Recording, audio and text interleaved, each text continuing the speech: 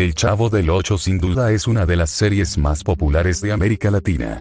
En México aún sigue cautivando a multitud de generaciones.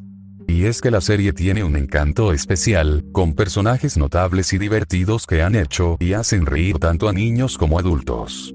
Sin embargo, hay quienes ponen en duda la inocencia detrás de este inofensivo humor. Mira esta historia que asegura que El Chavo del Ocho no es lo que parece. Seguramente terminarás pensando que se trata del cuento de algún fanático, pero aún así no deja de ser interesante. Sartre escribió en su famosa obra Entre cuatro paredes, de 1945, que el infierno son los demás. No existe una definición de infierno que sea universalmente aceptada en la tradición teológica de Occidente. Según el historiador Jean de Lumeau, en una entrevista en el libro El fin de los tiempos, el catolicismo tradicional, apoyándose en San Agustín, predicó la existencia de un lugar de sufrimiento eterno para aquellos que hayan hecho el mal en esta vida y que nunca se arrepintieron. Esta noción, un tanto incongruente con la imagen de un Dios misericordioso, no prosperó fuera de la imaginación popular, siendo sustituida por el purgatorio, desarrollado en el siglo II, principalmente por Orígenes. Nadie más podría ser condenado para siempre. Sin embargo, a excepción de los santos, todo el mundo tenía que pasar un periodo variable de purificación, con la seguridad de la salvación al final. San Ireneo no estuvo de acuerdo. Para él los pecadores confirmados, obstinados, alejados de Dios, también se apartaran de la vida. Por lo tanto, después del juicio final, los condenados serían borrados simplemente de la existencia. La controversia continuó por los siglos, con nuevos panelistas: Tomás de Aquino, Lutero y Joaquín de Fiore. En la literatura, Dante y Milton han creado poderosas visiones del infierno. La trilogía de Condenados de Sartre, Los sadomasoquistas cenobitas de Clive Barker y Los pecadores malditos de Roberto Bolaños, son recreaciones contemporáneas inquietantes del infierno. Sí, Roberto Bolaños. Me refiero al actor, escritor y director mexicano Roberto Gómez Bolaños. Conocido casi en la exageración perdonable de Chespirito, o Pequeño Shakespeare de México. Él es el creador de una de las más sutiles, brillantes y temibles representaciones del infierno en cualquiera de las artes. El Chavo del Ocho, el programa de televisión, como enseñó Baudelaire, el mayor truco del diablo es convencernos de que no existe. Podemos concluir que ese mismo diablo no vendrá a presentar a sus dominios a través de estereotipos: la oscuridad, el fuego, tridentes, lava. En El Chavo del Ocho de verdad el infierno son los otros. Bolaños llenó su creación con señales que deben ser decodificadas para revelar su verdadero sentido de automoralizar. La primera y más importante es el título. Originalmente, el programa se llama El Chavo del Ocho, nadie sabe el verdadero nombre del protagonista, que nunca fue pronunciado. Solo se conoce como El Chavo. El nombre en sí es una adaptación brasileña de la palabra Chaves, una palabra corrompida de chavo, que significa maldita. Es cierto que un niño, o chavo, es aquel que hace maldades. Le trastoca el orden de lo que es moral y socialmente aceptado como correcto. En la interpretación libre, el chavo es un pecador. Por lo tanto, la serie trata de pecados. No de pecados mortales, de lo contrario sería muy difícil que los personajes generaran simpatía, sino de pecados capitales. Contrariamente a lo que muchos creen, el protagonista no vive en un barril, sino en la casa con el número 8. Estando huérfano y sin hogar, fue recogido por una mujer mayor, que nunca fue mostrada, y que tal vez no exista. Si la muerte existiera de forma material, el número 8 estaría sutilmente asociada a ella. Solo se tiene que voltear el número 8 y se obtiene el símbolo de infinito. La muerte es infinita, porque no hay vida antes de la vida y después de la vida se pasa de nuevo a su estado anterior. La vida puede ser medida por el tiempo, antes y después es por definición, infinita. Nada infinito, gracia infinita, purgación infinita. Esta vecindad del Chavo no es más que un pedazo de infierno, especialmente preparado para recibir a sus invitados, muertos y condenados en el juicio final. Una variante cómica de Entre cuatro paredes, donde dos mujeres y un hombre, además de un mayordomo, donde el Sartre comunista no tuvo en cuenta el carácter representativo de la clase proletaria. Se ven obligados a soportarse unos a otros para la eternidad, en un ciclo interminable de acusaciones y violencia. No es difícil imaginar la escena. La Chilindrina molesta a Kiko y le hace pensar que su padre es el agresor. Desconcertado llama a doña Florinda, quien descarga toda su rabia en don Ramón.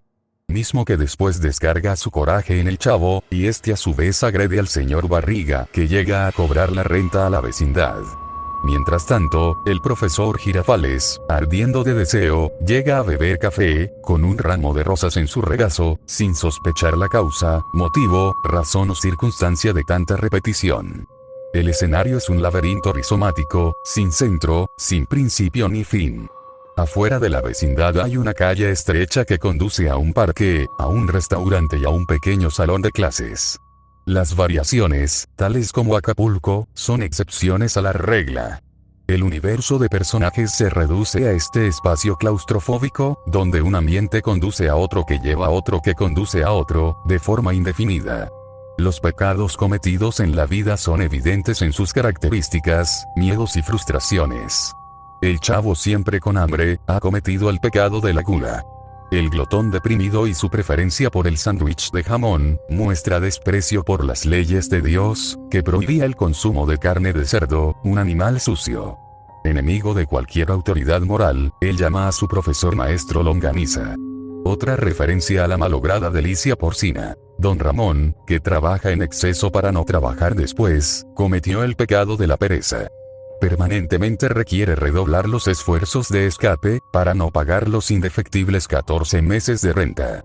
Estos nunca se convierten en 15 meses, lo que indica que el paso del tiempo está suspendido. No es necesario recordar que 7 más 7 es igual a 14 y que, en la tradición de Cristo, 70 por 7 simboliza el infinito. De manera similar al 8, el signo de suma se convierte en multiplicación. Dios habita en los detalles. La codicia del señor Barriga es obvia. ¿Quién más podría cobrar el alquiler mensual casi todos los días? Los golpes que recibe del Chavo al llegar a la vecindad son parte de su castigo. El pequeño marinero Kiko, el niño más rico, es impulsado por la envidia. Cada vez que veía a uno de sus vecinos más pobres disfrutar de un juguete estropeado, la codicia le provocaba alegría e iba por uno de los suyos. Siempre más grande y mejor, pero nunca le daba satisfacción. El juguete del otro, a pesar de ser claramente inferior, siempre parece más interesante. Un círculo vicioso de la envidia nunca saciado. La Chilindrina está marcada por una personalidad intolerante, enojona. Imitando a Goofy, que utiliza el coche como un arma agravante de su enojo. Muerta en un accidente de tránsito, y trata de hacer lo mismo con el triciclo. Hubo muchas veces que pasó por encima de los pies y juguetes. Pero la musa que canta a la ira del poderoso Aquiles, no le importa la ira de la insignificante Chilindrina. Siendo la más débil y más pequeña físicamente de la vecindad, solo puede llorar, llorar y llorar. Doña Florinda y el profesor Girafales son unos libertinos del tamaño del Marqués de Sade y Mesalina, o ellos mismos. Maestros en el arte de la lujuria, y finalmente condenados por la eternidad a la abstinencia sexual.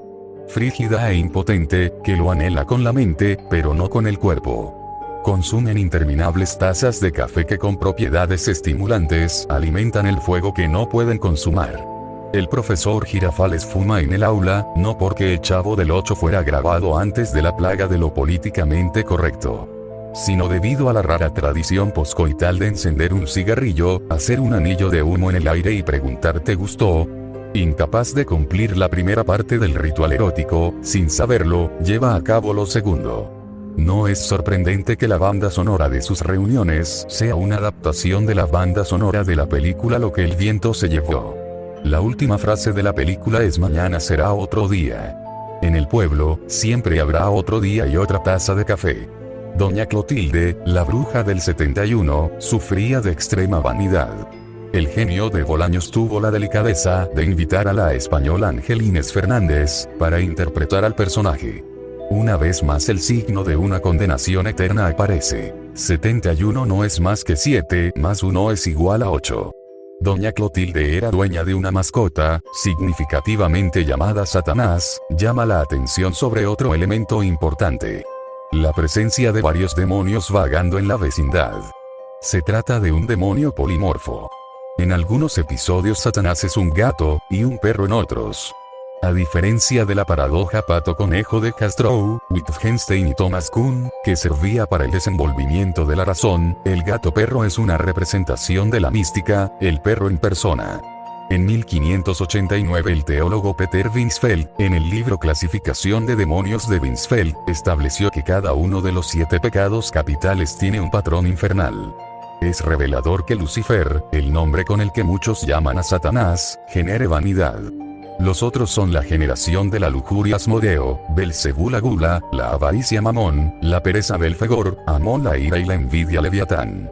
No nos engañemos, ellos rodean la vecindad constantemente para promover el desorden, el dolor y la tentación. Si el gato perro Lucifer o Satanás ayuda a difundir el rumor de que la señora Clotilde es una bruja. Parece obvio que la bella muchacha Patty y su tía Gloria son Belcebú y Belfegor, transformados en súcubos. Demonios de sexo femenino, preparados para atizar el apetito del chavo y despertar a don Ramón de su sillón. A su vez, el galán de las novelas Héctor Bonilla, quien visitó la vecindad, es nada más que Asmodeo en forma de incubo. Demonio de sexo masculino, con la misión de romper la relación de la pareja de libertinos castrados. Ñoño es Mamón, instigando a su avaro padre a gastar en exceso. Popis es Amón, incrementando la ira desconcertante de la chilindrina con su inutilidad. Godínez es Leviatán, avivando la envidia de Kiko, con sus respuestas certeras e involuntarias al maestro Longaniza. Los personajes de poca relevancia, como Doña Nieves, Señor Hurtado, los jugadores de yo-yo, los estudiantes anónimos de la escuela, los clientes del restaurante, el personal del parque, la fiesta de la buena vecindad y otros complementos, son entidades demoníacas más pequeñas, que funcionan para crear la ilusión de normalidad. De hecho, los que frecuentaban la vecindad parecen atrapados de su condición.